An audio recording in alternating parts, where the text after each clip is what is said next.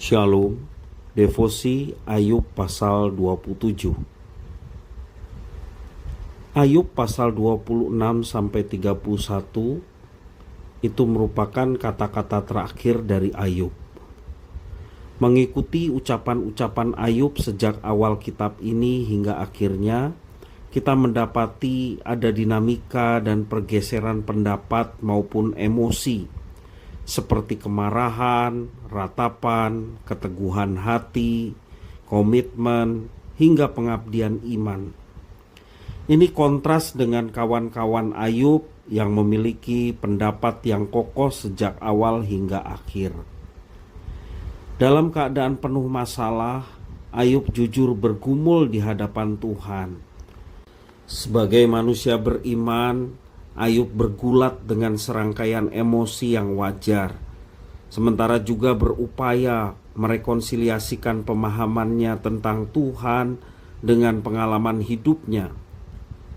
Melalui seluruh pengalaman ini, iman bertumbuh menjadi dewasa. Saat yang sama, Ayub tetap orang beriman, tetapi ia bukan lagi Ayub yang kita jumpai pada awal kitab ini. Sebab ia sudah diperbaharui oleh Tuhan dalam pengalaman pergumulannya. Sementara itu, teman-teman Ayub hanya memiliki keyakinan kepada Tuhan yang konseptual. Artinya, Tuhan yang mereka pahami adalah Tuhan yang berupa konsep, ajaran-ajaran yang baku, sebuah kumpulan ide-ide yang diajarkan turun-temurun, namun tidak pernah mereka alami secara pribadi. Tidak heran apabila kepercayaan iman mereka datar, karena mereka tidak diubahkan oleh penderitaan dan pergumulan Ayub. Ayub hingga akhirnya tetap mempertahankan ketidakbersalahannya. Saat bersamaan ia tetap beriman bahwa Tuhan akan bertindak menempatkan semuanya pada tempatnya.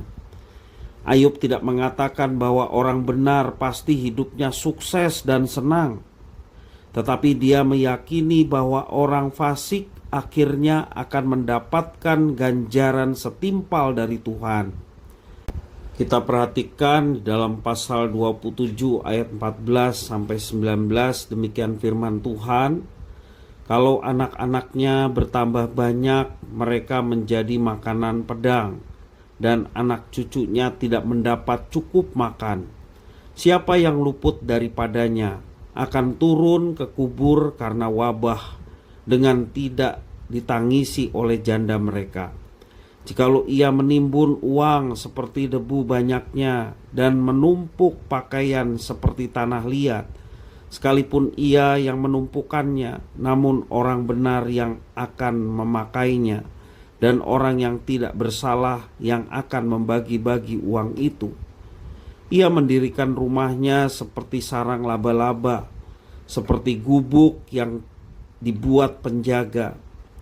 Sebagai orang kaya, ia membaringkan diri, tetapi tidak dapat ia mengulanginya. Ketika ia membuka matanya, maka tidak ada lagi semuanya itu. Dalam ayat tadi menjelaskan bisa jadi orang fasik mengalami kesuksesan dalam keluarganya, juga dalam bisnisnya, dalam kenyamanan hidup. Ayub meyakini bahwa pada akhirnya semua itu hanya bersifat sementara dan akan berlalu. Perhatikanlah bahwa Ayub sudah tidak memiliki kriteria-kriteria yang kaku. Ia membuka ruang yang luas bagi keterbatasan pengetahuannya dan kemahakuasaan Tuhan, sehingga Ayub dapat melihat bahwa Allah bekerja untuk mendatangkan yang baik bagi setiap orang yang percaya dan bersandar hanya kepada Tuhan saja. Kalau kita saat ini sedang dalam persoalan karena memang kesalahan kita bertobat kepada Tuhan dan meminta pengampunan dan segera berbalik kepadanya. Kalaupun persoalan atau masalah yang sedang kita alami bukan karena kesalahan kita tetap bersandar kepada Tuhan. kita tetap meyakini bahwa Tuhan ada dan selalu memampukan kita untuk melewatinya. Dan semua itu Tuhan izinkan terjadi supaya iman kita semakin teguh, semakin kuat, sehingga kita menjadi pribadi yang senantiasa bersandar sepenuhnya kepada Tuhan.